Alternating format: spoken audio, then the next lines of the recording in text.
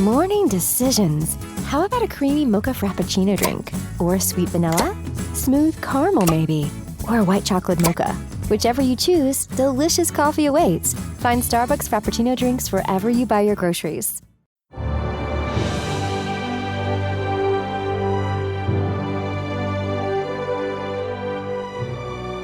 Hello, and welcome to The Best Worst, a celebration of the best and the worst of the television we love.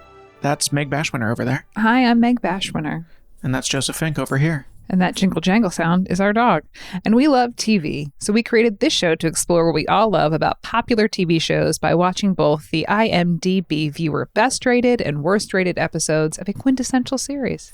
Because there are many ways to watch TV, and this is the way that we have chosen to do it. We have some rules here. Every show must have at least 100 episodes so that we really have a meaty amount of episodes to work with. Or, under HBO rules, if it's a show that would never get to 100, it has to have 50. And we don't do premieres or finales because they tend to have inflated ratings because it's like the big hello or the big goodbye, and we want to see the show just working on its day-to-day best. Yeah. Yeah. Yeah. Although, yeah, we should talk about, I don't know, sometimes, I feel like especially with this show that we're doing today, the most widely regarded best episode of the show is a finale. Yeah, we are watching the third highest rated episode because the ones above it were the second season finale and the second season premiere. Yeah. Second season, clearly a favorite because the best and middlest were also in the second season. But yeah, let's get to what show this is. Let's get to what show it is. Today's show is The West Wing, which ran for 7 seasons from the year 1999 to 2006 with 155 episodes. Yeah. I remember really liking the second season, so it makes sense to me that would be like the big one. Strides were definitely being hit. We're on hallowed ground here in the podcasting world because there is an existing very important podcast about the West Wing. Nah, fuck them. We're better. Oh, how dare you. No, you gotta establish dominance early. I think they established their dominance by being a podcast that people have heard of. Yeah, sure. The West Wing Weekly, which is hosted by one of the stars of the West Wing, Joshua Malina, and podcast legend Richard Cuts Her Way. So if you want to listen to more podcasts about the West Wing, feel free to go listen to West Wing Weekly. If you had asked me off the cuff, I would have thought it was co-hosted by Bradley Whitford. I forgot which one of the actors they got on there. Yeah, Josh Malina. What is your background with the show? All right, I'm going to start with this. This is Lydia Bashwinner's favorite, maybe piece of art ever made. Your mom's cell phone ringer to this day is the West Wing theme. Yes. So that's my knowledge of it. We watched it when it was on. My mom loves it so much. She's watched it so many times. I think it was for a lot of people. This was on during the Bush years. That's important to say. So it was this Bush presidency, which was the first presidency in my memory, in my adult working memory, where I was really horrified by who our president was. It was something that we thought about a lot. It was kind of a new frontier in terms of shitty leadership goes. I mean, there's been a lot of shitty presidents, but we did not have the media coverage of them like we had with the Bush years. So we knew about every fuck up, every dumb thing he said. There was just constantly a camera pointed at it. Also, we were 6 years old when Clinton got elected. So this was the first truly terrible president that we were politically aware during. Yeah. So there's this truly terrible president, and the artistic balm to that is the West Wing. Because if you turn the TV on, there's a smart president and lots of smart people doing smart things to work on governing in this very neoliberal space. Yeah, this is such a, and we can talk about this more later, but this is such a Bush era fantasy in that it's what if we had a bunch of smart kind of technocrats who know a lot of stuff doing what makes the most sense scientifically? And that during the Bush years, that seemed like such a good idea. And then we actually got that with Obama. Obama was the West Wing White House. And it turns out that kind of sucks too. And doesn't get a lot done either. I mean, it's less malicious. Obama, I think, mostly meant well, but it turns out it also doesn't really achieve what we wanted either. And so this fantasy turned out to not be what we thought it would be when it actually happened. Yep. And yeah, so that's my history with the West Wing. And did you watch it when it was on? I loved it. Yeah. like most things, I want to say I started watching this through Netflix DVDs. I don't think I watched this on TV because I was getting Netflix DVDs pretty early. I want to say starting around like 2004, 2005. I don't know when they started doing that. Towards the beginning of them starting to do that. And so like that's how I watched early Lost. Well, that's what Netflix was. Yes, but Netflix didn't exist before a certain point. I don't remember when Netflix started existing. We were an early adopter of Netflix. Yeah.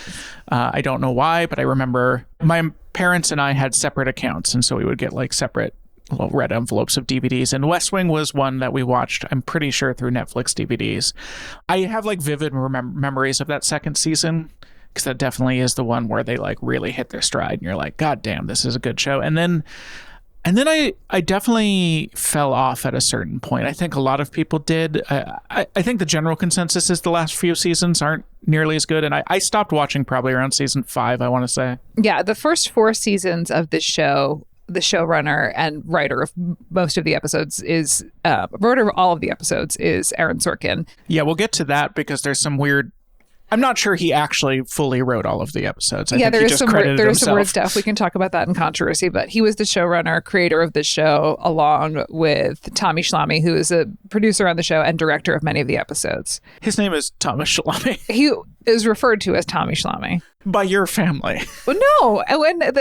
So the reason I know that it was referred to as is because this show won a fuck ton of awards. And whenever the people were thanking them, they thanked Aaron Sorkin and they thanked Tommy Schlamme. Okay. And he is credited officially as Thomas Schlamme. Anyway. Please put some respect. He's Thomas Schlamme and put some respect on his name. All right. Yeah, this show did win a ton of awards, like absolutely stacked. It won 26 Primetime Emmy Awards, including the award for Outstanding Drama Series, which it won 4 times. So it won from 2000 to 2003. Kind of the peak years when everyone liked it. But yeah, well, Sorkin left after the 4th season along with Tommy Schlamme, and it was sort of left to John Wells to pick up the pieces and keep going with it, which he did. John Wells, so we can get to the creation of the West Wing. So Aaron Sorkin was a playwright kid from New York, actor, playwright, started acting, went to Syracuse for acting, and then like kind of stumbled upon writing as something that started to feel good for him. Both his siblings are lawyers and his sister was a lawyer. He had a phone conversation with her about something that she was working on, which ultimately led to the development of the script for A Few Good Men, which was originally a play. He just wrote it as a play. It was originally a play, but he sold the movie rights to it before it really took off as a play. So he was able to create that. He started working with Castle Rock on that and then became a mentor. Castle Rock, which is Rob Reiner. Yes, Kate became a mentor of William Goldman. So the two of them worked together on A Few Good Men and American President. American President, yeah, that was his next big one. And so that was his gig over there. During that time he was having success. He had a meeting with John Wells, who was then the producer of ER, which was NBC's huge hit. It was doing well. John Wells basically had his production company at Warner Brothers, was making a ton of great things. Took a meeting with Aaron Sorkin, and Aaron Sorkin was not prepared for this meeting. So Aaron Sorkin not prepared for this meeting, so he just started riffing on like, what if we did a show about the West Wing? Like riffing off what he had known from working on his tours of the West Wing while working on an American President. And Tommy Schlamme was like, cool. Not Tommy Schlamme. John Wells was like, cool, let's do this. And they pitched it to NBC, and NBC, this was during the Clinton Lewinsky scandal. So NBC was like, this is a great idea, but like maybe people aren't so hot on a show about the president or about Washington right now. So they sort of put it on ice, but they kept pitching it around town and people were starting to show interest in it. So eventually NBC gave it the green light and put it on as a mid-season and then ultimately ordered it for the fall lineup. It's a show that, I think everyone involved would have rather that Bush didn't get elected, but it's a show that was made by Bush getting elected because I think if Gore had been elected, it wouldn't have done as well. A lot of the initial appeal was the fantasy of what if the White House was competent? Because that second season was in 2000. So that second season was like the beginning of the Bush era. And I think that's where people really started to flock to it as like, please God, a president that isn't terrible. Yeah. So, the Bush being elected did a lot of bad things, but it also made Aaron Sorkin famous, which mixed result, I guess. He was already doing pretty well. And then when he did Sports Night, but Sports Night was sort of the two films. He made a ton of money for Castle Rock making those films. Yeah, and then Sports Night didn't do great. Sports Night was on, I think it was on ABC. Yeah, it was on ABC, and it was, first season was in front of a live studio audience with a laugh track, and the laugh track drove Sorkin nuts. He was like, this is bad, and it's making the show bad. Ultimately, they were able to come to terms on it, but it had bad ratings. It didn't do great. So they... Did you ever watch Sports Night? I actually think I have watched Sports Night. I think I watched it with you. We watched, I don't think so, because I watched it with my parents. We watched it after liking The West Wing. We're like, he has this other show, and we really liked it too. Like Sports Night, I think, in my memory, and again, I was, a teen probably, or a college student when I watched it. I remember really liking Sports Night, but it has been literally like 2 decades since I've seen it. Yeah, it was just 2 seasons. And then after this, Sorkin went on to do Studio 60 on the Sunset Strip, which has only got a season or 2. And universally not well received. I don't think anyone really liked that one. Not a hit. But then went on to do The Newsroom, which didn't get a ton of seasons. But you liked and I didn't. I liked the first season. I don't think I watched the second season. And then, of course, he wrote The Social Network. The Social Network, and then To Kill a Mockingbird again on Broadway. Yeah. He's done some more adaptations as well. Aaron Sorkin. Yeah, I like Sorkin. Yeah, I like Sorkin. Let's get to the worst episode. What is the worst episode? The worst episode is season 6, episode 19, 90 Miles Away. Rumors circulate in Washington yet again about the state of Fidel Castro's health. As CJ begins to look into the issue, she uncovers some dark secrets regarding the United States' relationship with Cuba, which appear to involve Leo, the president, and Kate Harper. Yeah, so it's a big Cuba-focused thing. There's kind of 2 main things, which is rumors that Fidel is dying, combined with the president and Leo have been secretly working on a plan to normalize relations with Cuba and end the embargo, which is, speaking of which, something Obama actually did, and was, I think, pretty well received for everyone except for the Florida Cubans. Trump has, of course, reversed that. And I don't think Biden bothered to do anything about opening it again. Great job, Biden. So along with the Middleist, this is one that is kind of looking at politics that is very pre-Obama, because it's stuff that Obama actually would go on to do and would be received pretty well at the time, even though they're being played as deeply controversial here. We start with Leo. The beginning is very kind of spy thrillery. We have Leo speaking Spanish, but it's not subtitled. So if you don't speak Spanish, it's kind of supposed to be this mysterious phone call. He goes to the Hemingway house in Florida, even though he has no affinity for Hemingway, but it's because it's a cover too. And this is the big end of the cold open, is there's just a guy who's playing Fidel Castro, and he's meeting Fidel Castro secretly in Florida.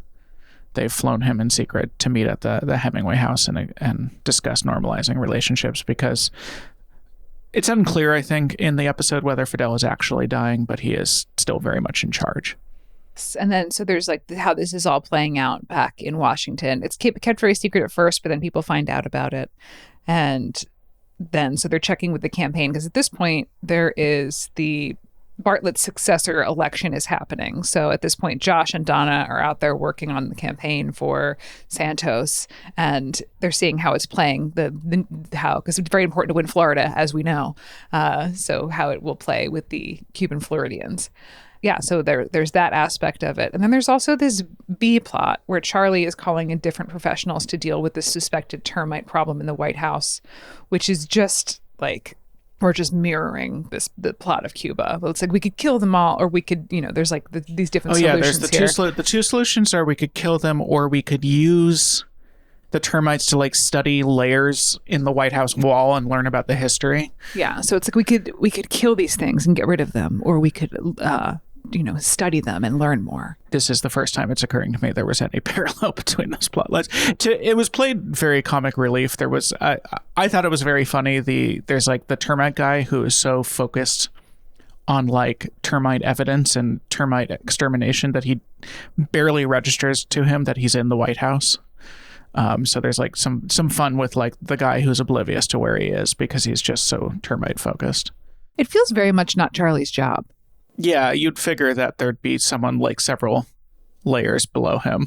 Or just not, I feel like Charlie works with the president, and the president's not cutting the lawn, Yeah, exactly. There's the guy in charge of maintenance for the White House. That would be the person who would be trying to decide which termite approach to use. Yeah. It would not be the aide to the president. But, who knows? They ran things differently there. We get a fun little anecdote about how JFK secretly stocked up on Cuban cigars before announcing the Cuban embargo. I did not look up whether that's a true story, although it does very much ring true. Yeah. Of this idea of politicians doing a very much like, well, we have to do this, but also I should be above the law. This is, season 6. So it's post Sorkin, post Shlami. It feels a little clunky. Yeah. It's a little tired. It's a little, just the story doesn't really have such a great flow. We're back and forth in a lot of different places. And it's, as someone who pays attention to things very closely, I had trouble following it at points, being like, there was like a lot of characters. I mean, it's also, I had trouble following it because I was not watching it within the season of the show. So I was just trying to like remember who does what and where. And then we were the offsite stuff. And then there's a lot of flashbacks with Leo and the CIA agent. Yeah, because the CIA agent knew Leo when he was labor secretary. Yeah, and he was still drinking, right? And so she met him on a night where he was blackout drunk, and so he doesn't remember, but she does. It's a lot more streamlined in that the whole episode, with the exception of the like termite comic relief plot, is about one thing. And I think that's part of the problem, which is the West Wing doesn't think deeply about anything, and so it works best when it's instead thinking shallowly about a lot of things. We'll get to this with the best episode where there's like 7 different plot lines, and the West Wing works best when it can zip really fast between plot lines. And I think when it tries to slow down and just do one plot line the entire time and really dive deep, it struggles. I don't know if it's that, because this one, it was one plot line, but they were jumping around so much that it was difficult to follow. Yeah. But I don't think they know how to do one plot line well. I think their whole thing, like, it's a microcosm of the dialogue in West Wing. Like, the entire approach to West Wing is just more words. The more words, the better, preferably said as fast as possible and overlapping, was kind of the defining feature of West Wing dialogue. People talk a lot about the walk and talk, which definitely is a thing. But I think even more than the fact that they were walking while they were talking, it's that they're talking really fast and overlapping each other. And it makes it, I mean, it's entertaining, but it also creates this illusion, I think, that the dialogue is smarter than it is because it's happening so fast and it's overlapping, that you kind of get the sense of like, these are smart people really throwing around ideas. But I'm not sure if you really focus in on any one line that anyone is saying anything too groundbreaking, but it just feels that way because it's just happening so fast. And it's rhetoric style. Yeah. That's, using classic rhetorical structures to make things very neat, which our brains like. We like when there's parallel construction. We like it. Yeah. So we tend to believe things are true more if they like are said in a fun way. If they're said in a fun way. Yeah, if they're said in a persuasive way. So yeah, that's what's happening there. I think that is reflected in the overall, which is West Wing also did best when it had a lot of plot lines happening quickly, overlapping each other, is when it just felt the most like the show it is. Well, when they all worked smartly together too, when you could you know, see one piece fitting into the next piece or paralleling the next piece.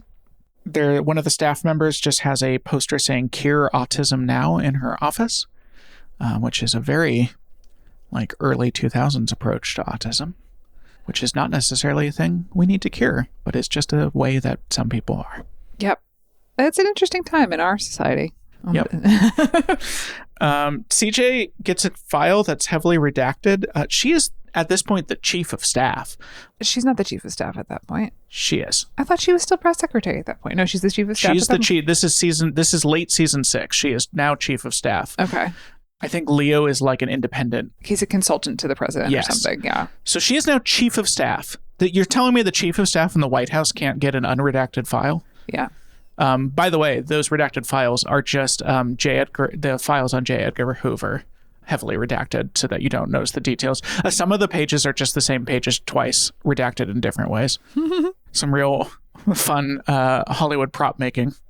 One of the cast members is like this is, I think, the CIA lady we talked about. I just don't remember this character at all. And so I think maybe she was a late addition because she's like a full-on a cast member. She works at the White House. She's like a former CIA. She advises the president on intelligence, I think, is her job. Yeah, she's Kate Harper.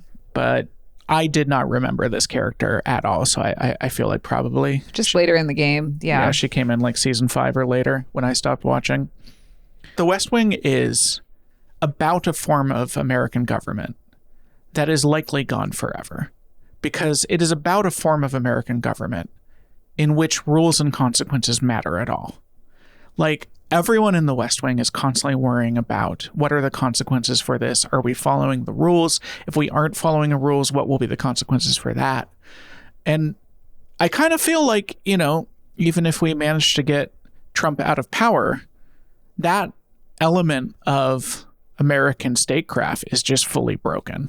The idea that anything should have consequences just gone. And so this idea that like anyone in the White House would worry about whether they're 100% following the rules on something feels so antiquated to what is happening now. Yeah. Even a knowledge of the rules. Yeah. Even like being aware that they're, whether or not they're following the rules, or that the media will find out that they're doing something. Again, it's just, it's a form of American government and a form of shame in American government that just doesn't feel like it exists anymore, and likely won't exist again in the same form.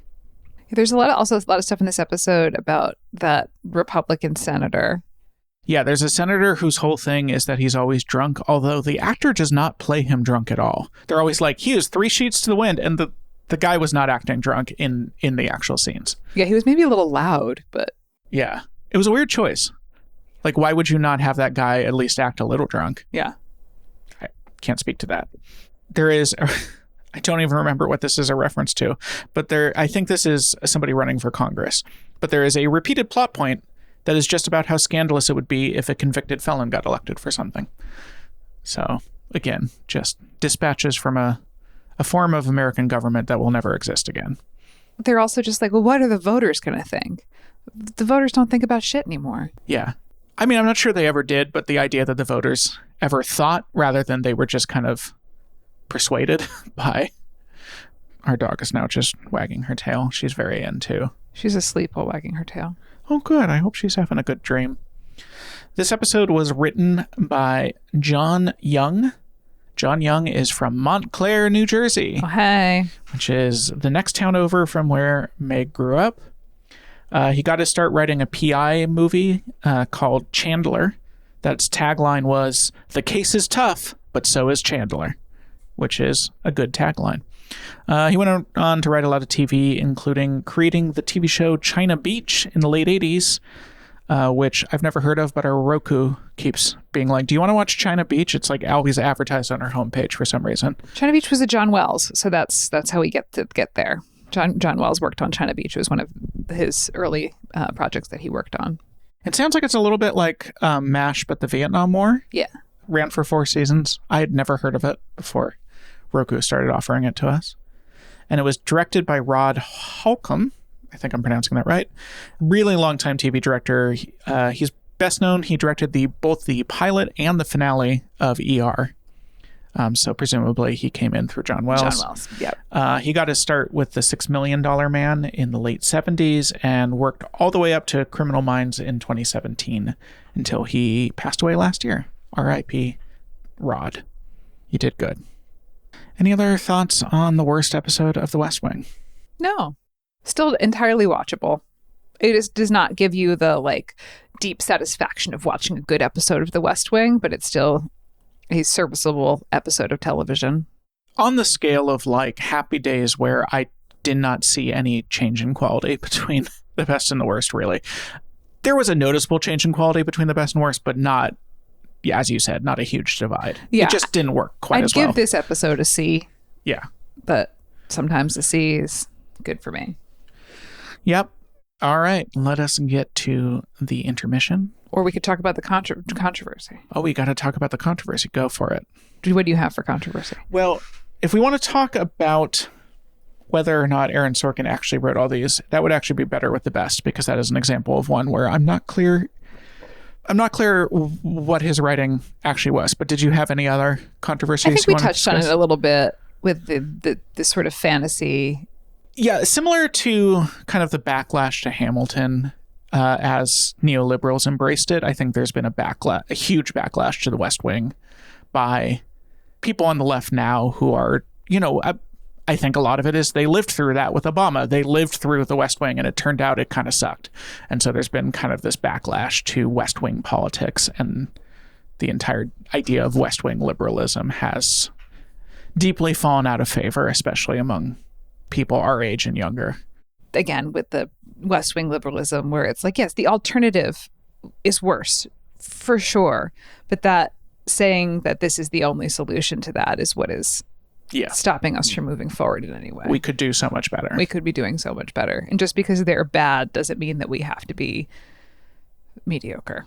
To me, the epitome, and I'm sure there's worse ones, but to me, the epitome of West Wing liberalism is there's a scene early in the West Wing where there's like a Republican, I want to say congresswoman, who's like deeply homophobic. And she's like, the Bible says man shall not lie with man. And then President Bartlett does this whole speech at her at a party where he's like, well, the Bible also says, and then starts like naming ridiculous laws from the Bible, and she gets like horribly embarrassed and leaves. And it's just like, that doesn't work. We know that doesn't work. The whole idea of like, you're a hypocrite because you don't follow these other rules from the Bible, pointing out that Republicans are hypocrites, it turns out doesn't do anything at all. And they keep trying it, and it keeps being like the main weapon of West Wing style liberalism is like, Republicans are hypocrites. And the thing is, Republicans don't care at all. It doesn't shut them down at all. It's just, it's this fantasy that if you outsmart them, like if you've read the book harder than them, then you can somehow win just by doing that. And it turns out power matters. That what matters is who has power, not who knows more. Ain't that the truth?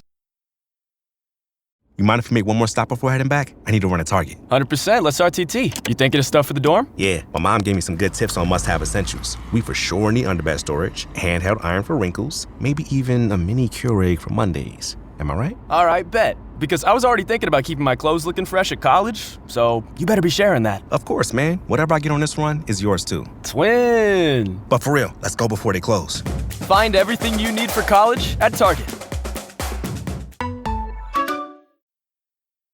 Speaking of which, let's talk about that theme song. how was that theme song for you? It's a good theme song. Yeah. It works. I cannot divorce this theme song from my mother's performance of this theme song, which is basically just singing the names as they appear in the credit sequence. And then at the end, it goes, the West Wing. So, yeah. In the grand tradition of adding lyrics to theme songs without lyrics. If we ever do Mad Men, we'll get to perform our lyrics to that, which is always fun. For me, this is similar. I think I gave Happy Days a 5 out of 10 because for me, Happy Days was just like right in the middle, does a thing, does it. For me, this is similar to that. I think this is a 5 out of 10 for me in that it's just like, yeah, it is right there in the middle. It does the job of a TV theme song. I do think, and I'm sorry, Lydia, but just your mom has used it as a cell phone ringtone for long enough and at such a high volume that just having this blast next to me and startling me enough times that maybe that knocks one off for me, and it has become a 4. Right after Iris was born, my parents came to help us out. It was like as soon as the baby fell asleep, the West Wing ringer as the highest volume possible. Just the highest volume you could imagine. Just anywhere in the house, just the West Wing, just like startling me. Yeah. So it does completely not its fault, but it does, I think, lose a point for me. So the theme song is by W.G. Snuffy Walden, and an amazing name, with an even weirder story. That is obviously not his birth name. That is a nickname he went by. But the reason for the nickname is so convoluted and hard to understand. It's nicknamed after his mother's family, who were all kind of nicknamed Snuffy because of a particular snuff tobacco company. But it's not clear to me that they were related to this company at all, or if they all just used it. But starting in high school, he started going by Snuffy. Goes back to snuff tobacco, although I'm not clear if he personally ever used snuff tobacco. He dropped out of high school and became a musician, worked as a musician ever since. In the 70s, he was a backing musician for people like Stevie Wonder and Donna Summer. And then he was doing music professionally in Santa Monica in the 80s, and he got approached by some TV people who had seen him performing and asked him if he wanted to write the theme song to the late 80s TV show 30-something. And he did that, and it went very well, and then that became his full-time job.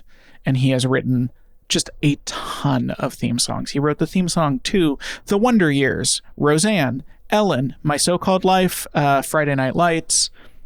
So this is just, he's one of those guys that it became his full-time job to write theme songs. And you think about like The Wonder Years versus like Friday Night Lights versus this. Real versatility. He was very much a guy who you could just be like, I don't know, I want, like in this case, he was clearly told, we want something kind of presidential and like big. And he delivered. What would you give this one out of 10? I give it a 5 out of 10, just the music, but with Lydia Bashmer's performance of it with the lyrics, I give it a 10 out of 10. All right, let us get to the best episode. What's that best episode, Meg? The best episode of The West Wing is the third best episode of The West Wing, and it's season 2, episode 10, Noël. It's our second Christmas best episode in a row. Yeah. People like Christmas. This episode is Josh speaks to a psychiatrist about the events of the last 3 weeks. Toby hired musicians for the foyer. An Air Force pilot disobeyed orders. Yo-Yo Ma performed at the White House. And Josh managed to cut his hand quite badly. Yeah, so the format of this is Josh gets called into a session with trauma therapists, psychologists. It's like a department of the United States that handles trauma response because in the big season premiere, a white supremacist gunman attacked and shot a number of people, including the president. It was this whole thing, and Josh witnessed it, and so he is... Josh got shot pretty bad. Oh, Josh got shot. So he is dealing with some pretty intense PTSD, and so Leo has forced him to have this therapy session with Adam Arkin.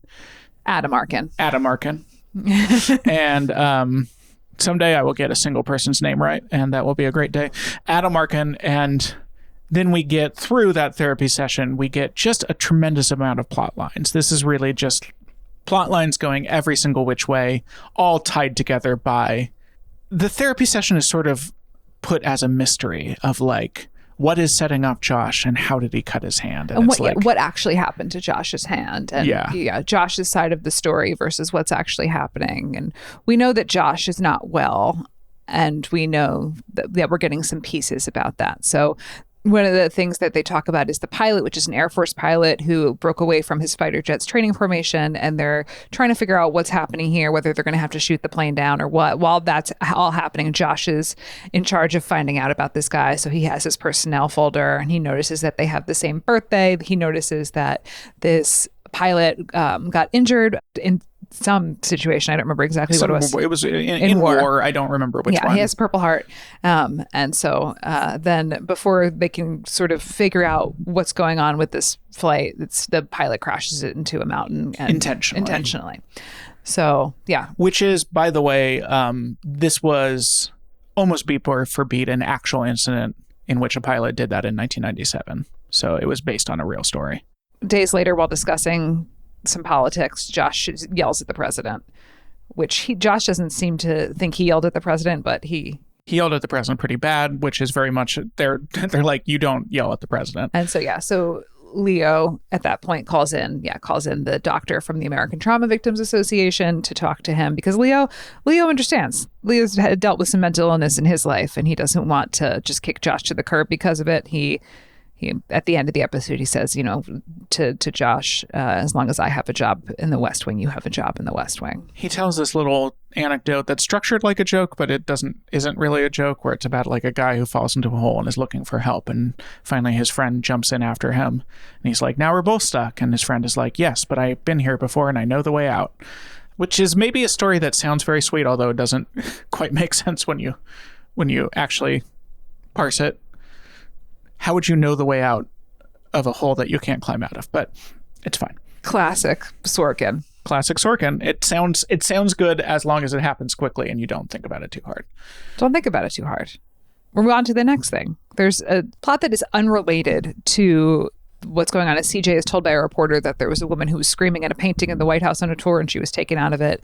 And so CJ is working with the Bernard Thatch, the White House's protocol chief. Who is playing it as just like a wonderfully horrible British man, just like the rudest British man. This was sort of the era of Simon Cowell. Like, we loved horrible British men, and this was another one. Yeah. So they figure out after doing some digging that this painting that the woman was screaming at was owned by a Jewish family in Europe, but it was seized by the Nazis and then eventually given as a gift to the White House by the French government. So the woman's father owned that painting, which is why she had a trauma response to seeing it in the White House. We're tying it together here. CJ and the snobby protocol chief are untangling the mystery of why this woman's trauma is happening. And then they set it right by giving her and her family the painting back. The woman, by the way, was played by an actual survivor of 4 concentration camps and a death march. She was an actual Holocaust survivor. There's a number of Christmas stuff. There's what's his name? Richard Schiff. What is his character's name?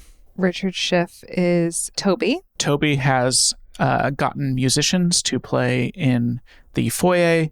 And a bunch of different musicians. We have like a choir, we have like brass, we have at one point bagpipes.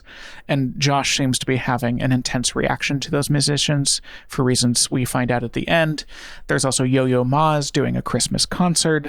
There's probably some other Christmas stuff I'm remembering. There's just like a lot of stuff happening at once, which is a part of the reason I think people like this episode. It's just so many plot lines going every single which way. The West Wing is maybe the most ensemble of all ensemble shows in that there is no star. I don't think you can be like the West Wing star was. This one, it was very clearly a Josh episode. He is the center of this one, but he doesn't have to be. Like, it just happened to be that this one was him. And like Toby gets like one line, but there's other episodes in which Toby is the center. It's a show that kind of equally looks at everyone in the White House and everyone in the cast, and that's really interesting. Yeah, you can pass the ball to anyone and they're going to do something great with it. It is. And then, well, it started out, they were initially in the development of the show, they were like, we're not even going to see the president at all. But then they were like, we got Martin Sheen. He wants to be the president. So let's put that in there. And so, yeah, Martin Sheen was like initially the star of it, but it did ultimately become much more of an ensemble production. Rob Lowe was also supposed to star as Sam Seaborn. So it was supposed to be like sort of Rob Lowe and Martin Sheen were the 2 big ticket names there. And it just ultimately became that's not what the show was about. It's a big, wide ensemble cast.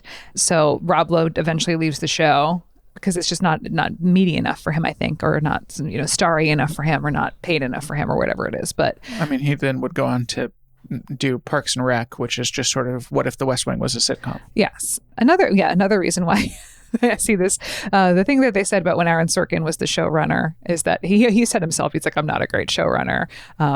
He's like, every script I did was late and over budget. Which I can imagine. You have this many people talking. There's a ton of guest stars, ton of like big ticket guest stars too, like recurring and then just one-off ones. So they wrote for a lot of people, and so it was a big expense cast wise. They did shoot it on a set at Warner Brothers, which is nice, and just did a couple exterior shots, where needed. But also, like, they're constantly walking and talking through, which means presumably you have to like fill with extras and light huge chunks of the set at the time.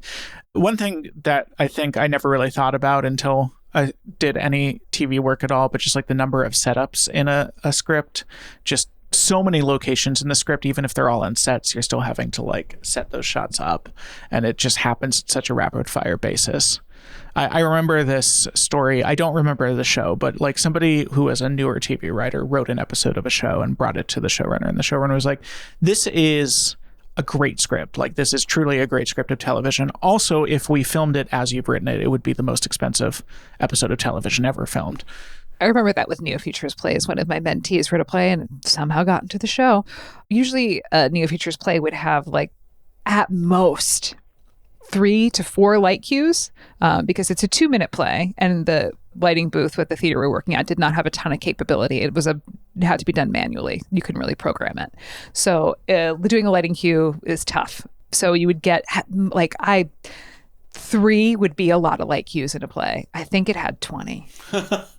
And like focused lights and like just it took the tech. We also only had a half-hour time, so the whole time the tech person was like in the air trying to move lights to make it happen. And like, listen, the play was not good, not worthy of 20 cues. It wasn't worthy of 5 cues. But again, they just didn't know how to write for the space yet. Didn't know how to write for the capabilities of it. So, it's part of the skill. Like, you can kind of look down your nose at the business side, but like being able to write TV is partly being able to write TV that is filmable, in the same way that being able to write theater is being able to write theater that can be performed. Yeah. That is part of the job. Yeah. I'd love to be able to write a musical with 30 actors in it, but I get 8.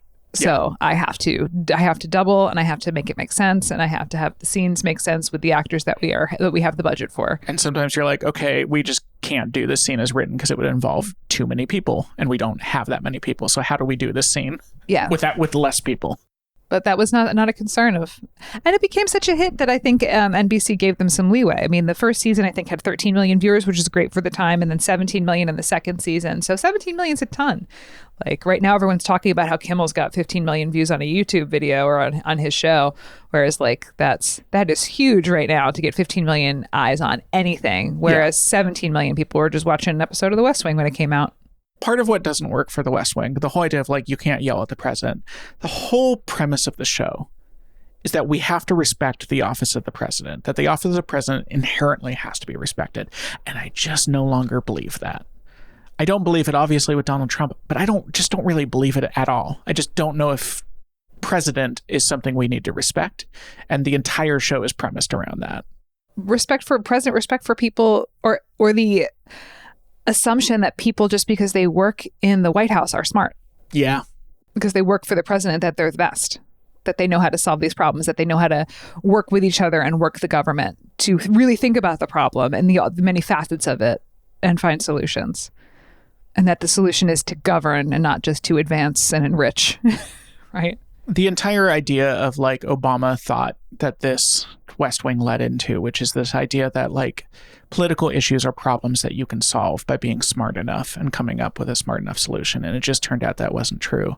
And I disagree that that's not true, that you can't solve issues by being smart enough and by being considerate enough. I think you absolutely can. But you still need to use power. You still need to use power. It doesn't matter how smart you are if you're not wielding power to yes, implement. if you're going to be in a capitalist society, which unfortunately we are, power and money is the ultimate trump card, and that is an intentional use of that word. That's what it comes down to, is that we're in this optimistically late stage capitalism, and that the power is what it ultimately comes down to. But I do think it is still possible to solve problems by thinking about things.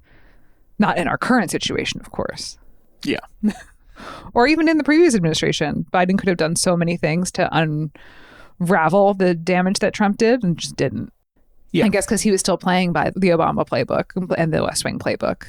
That's why I don't know, maybe in a perfect world, the West Wing playbook would work, but it just turns out that it doesn't in our world. And so it's hard to watch it now with the knowledge that this playbook just doesn't work. It failed. Let's go back to this episode. Let's talk about psychology. Well, so I was going to say this is mirrored in what Aaron Sorkin thinks therapy is, because what Aaron Sorkin thinks therapy is has nothing to do with actual therapy.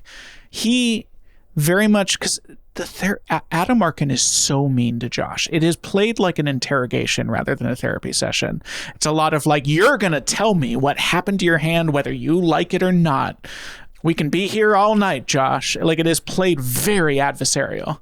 Yeah, it's played very adversarial. It's also played like a mystery to unravel. And Josh is very reluctant to work with the doctor at all. Like he's very like, I'm smarter than you. You can't help me. There's no way. Like, I know what this is. I don't belong here. I don't have a problem. Like that much that he is resisting. And then ultimately the doctor, I guess, solves the mystery of what's going on with him and gets him to admit that he put his hand through a window, and that is how he hurt his hand, because he was struggling with PTSD so much. And because the pilot killed himself after being wounded, and Josh saw that connection of their shared birthday and was starting to worry that he would kill himself because he had been wounded. Yes. And then at that point, after the doctor has solved the mystery, the switch flips, and now Josh is obsessed with therapy. And he's like, will you be my doctor? Can we stay here all night and work through this? Like, can we do this? He becomes so into therapy after having his, like, coming out and saying, like, yeah, I hurt myself on purpose. But that's where I'm saying, like, in the same way that Aaron Sorkin thinks politics is a puzzle, that if you just come up with a solution, you have done politics, he thinks therapy is a puzzle, that, like, the point of of therapy is for the therapist to solve the puzzle and find the secret solution. And at that point, the person is cured. Well, the person is cured and then becomes super into therapy and just wants more and more. Yeah. And then ultimately it's revealed that the reason, the trigger that Josh was having wasn't the pilot. The trigger was that music to him right now sounds like sirens. Yeah, that is the big ending reveal of the episode, is the reason Josh was getting so upset about the music. Because Donna, who is at that point his assistant, she later does other stuff. She's like, and music right now sounds like, and then Josh looks at the camera and is like, sirens. It's not Donna. It's not Donna? No, it's the psychiatrist's trainee. Oh, okay. Yeah. He's usually playing off of Donna. That I guess in my head she got put in there. Donna then takes him for stitches. Some other trivia I found online about that. Oh, so Bradley Whitford won an Emmy for this episode. He did. Which, fair enough. I think he delivers a very good performance here. Thomas Del Ruth won the American Society of Cinematographers Award for the cinematography in the episode. And Thomas Schlamme won the 2000 Directors Guild of America Award for Best Dramatic Series for this episode. Other fun things. So Yo-Yo Ma, who is in this episode and plays, Yo-Yo Ma was not pretending to play, was not syncing to anything. He just played the music for all 45 takes that they did.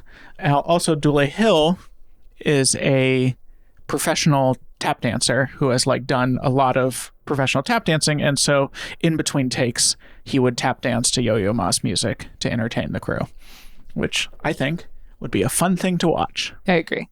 My last thing is this is a weird little bit of history that we can kind of see where we are, but this episode was preempted. It did not get to go on its original air date because it was preempted by Al Gore conceding to George Bush. Oh. So that's where we are in history when this comes out. Oh. Yeah. Let's get to the right. Do you have anything else to say on the best? Good episode. Good episode. I don't know if this show's whole deal works for me anymore, but as far as this whole show's deal goes, it's good. Yeah. So let's get to the writing. So there's a story by credit, which is Peter Parnell. He worked in the writer's room in season 2. He had 3 credits on The West Wing, all only story by, and then teleplay is by Aaron Sorkin. We also see this with The Middleists. I'm just wondering, because the Mad Men, what was the name of the Mad Men showrunner? Matthew Weiner. Matthew Weiner would also do this, where Matthew Weiner... Weiner? Probably Weiner. Last name, same as mine. Showrunners always rewrite people's scripts. That's part of being, the guy in charge is you take everyone's scripts and you do a last pass through it, and he would always attach his name as a credit. So pretty much every Mad Men episode was the writer's name and Matthew Weiner. And I feel like that's what is happening here, is these story by credits are the people who wrote a script, then Aaron Sorkin went through and did his pass and then just recredited it as teleplay by Aaron Sorkin, which, fair enough. He, I'm sure, did an extensive amount of rewriting because showrunners do. But I just think there is sort of some recognition of this is how TV works. The showrunner rewrites stuff, but you still credit the writer who wrote the script and who was assigned the script. And I think it's maybe a little shitty to take that person off and just give them a story by credit. Well, according to Sorkin, because there's an issue, because when they won the episode In Excelsis Deo in the first season, won the Emmy for Outstanding Writing for a Drama Series. So Sorkin was brought up on stage, and then Rick Cleveland, who is the story by person for this episode, was brought up on stage, and Sorkin accepted the award and did not let Cleveland speak. Kind of was ushered off the stage. Sorkin says, and Cleveland said that the story was based on Cleveland's father, who was a Korean War veteran who spent the last years of his life on the street. So it was this guy's personal family story. And Sorkin's like, no, I completely rewrote the script, and I always rewrite the script. I give just the story buys, or just I do that on a rotating basis by way of gratuity to people to my writers. Sorkin did eventually apologize to Cleveland. Sorkin also was maybe doing some drugs at this time. So let's talk about Peter Parnell, who probably wrote this episode or co-wrote this episode, but only got a story by credit. He got his start writing on the soap opera Ryan's Hope, which was a 70s and 80s soap opera about an Irish-American family in New York City that had, and I truly thought I was misreading this when I saw this on IMDb, but it had 3,500 episodes of Ryan's Hope. Do you want to do a best worst on that one? How is that? That can't be real. Well, it's a soap opera, so it probably did Monday through Friday daily. That's how they often did. Yeah. And so that's how you get, you're doing 5 times Let's see. How many 250 episodes of episodes a Days of year? Our Lives are there? 15,000 episodes. 15,000. Yeah. So something we should maybe think about talking about it eventually, because it is a completely different version of television where it is done more like, God, I don't even know. Like, it's done more like theater but like theater done so fast because the scripts are coming every day. So you're having to constantly write. The actors are learning on a day-to-day basis, basically getting the script that morning that they're filming that afternoon. Sets are having to be built overnight based on like the scripts they got the day before. It's such a fast form of television. Super fascinating. And it's pretty much, it's not dead, but it's definitely, we are well past the heyday of. Yeah, it existed as daytime television usually, right? And so the whole idea was it was sort of for stay-at-home moms that to have something to watch on TV. Well, so they could sell soap. Yeah. So they Well, had I think something on the television so that they could put on commercials to sell soap. That was like the original version in like the 50s, I think. Eventually it was not actually to sell soap, but it was still very much like directed at women who didn't have jobs outside of the home. And A, that's less of a thing now, and B, I think those people can watch YouTube or like watch anything on streaming. There's less of a demand for like just watching TikTok. A fun little show that comes on at 2 p.m. or whatever. As you said, this was directed by Thomas Shalamis, old Tommy Shalami himself. He's a longtime collaborator with Sorkin, going all the way back to Sports Night. He got his start directing live specials for people like Bette Midler, Whoopi Goldberg, and Amy Grant. And then he kind of, I think, probably met Aaron Sorkin through the theater scene while filming like live theatrical specials. So now that we have watched these episodes, you said earlier, have your feelings and expectations about the show changed? Yeah, I don't like the show anymore, and I don't think it's this show's fault exactly. I think this is a well-made, well-acted show. I think it is doing the things it needs to be doing, and it's doing them well. I just think that it is thinking about politics in a way that I don't want to see people thinking about anymore, that it just kind of rubs me the wrong way because of what has happened since. And that is not the show's fault, but it does affect my experience of it. Yeah. It's a little cringe-inducing to watch at times. Yeah. But yeah, I'll reiterate just what you said. Well-crafted, really well-made, really glad it existed. I don't think we should watch it anymore. Yeah. Like, I am a guy who when I was in college during the primary, I put the URL for that Yes We Can music video, like on the windshield of my car to try to get people to see it. Like, I really believed in this form of politics, and I was wrong. And so maybe that's also like, it's embarrassing to see a form of thinking that you thought yourself that you believed in that didn't work. Like, there's like some personal embarrassment there of like, I used to be a West Wing liberal. And so there's some embarrassment about that, going back to that. Would we keep watching it? I don't think we should. Yeah. I mean, this would be a less painful watch than some of the ones. I would rather watch this than Happy Days, for instance, in terms of like enjoyment of a television show and acting and writing. It's good. It's damn good. But I think and it's very satisfying to watch. Yeah. Because of the fantasy. It does all the things, but I wouldn't enjoy it. I wouldn't like it. I don't want to do it. Sorry, West Wing. We're going to have to put you in the garbage bin of history because it turns out you were wrong and we were wrong and we were all wrong. Next time on this show, we're going back to must-see TV, baby. It's going to be Friends, which another show I have not seen a single minute of. Friends was, in my house, looked down upon for reasons I am unclear because, again, I did not see any of it. But like the consensus opinion of my family is like we were Frasier watchers and that kind of show. And like Friends was like the dumb one. Like, we were too good for Friends. But you listened to watch Third Rock from the Sun, which was dumb as shit. Yeah, I can't. I did not invent this because, again, I did not watch any of Friends. And funnily enough, my sister, where I was texting with my sister about this, and she's like, yeah, I started watching Friends recently and it's pretty good. Like, even though growing up, we were kind of taught to like look down on Friends. We loved Friends. We were a Friends household for sure. Watched every episode of Friends as it aired and in reruns. Well, thank you so much for listening. check out our Patreon-only show, The Middleist, where we will be discussing the exact Middleist-rated episode to see what the show looks like when everything is exactly average. What is that episode, Meg? It's season 2, episode 15, Ellie, which is about smoking weed.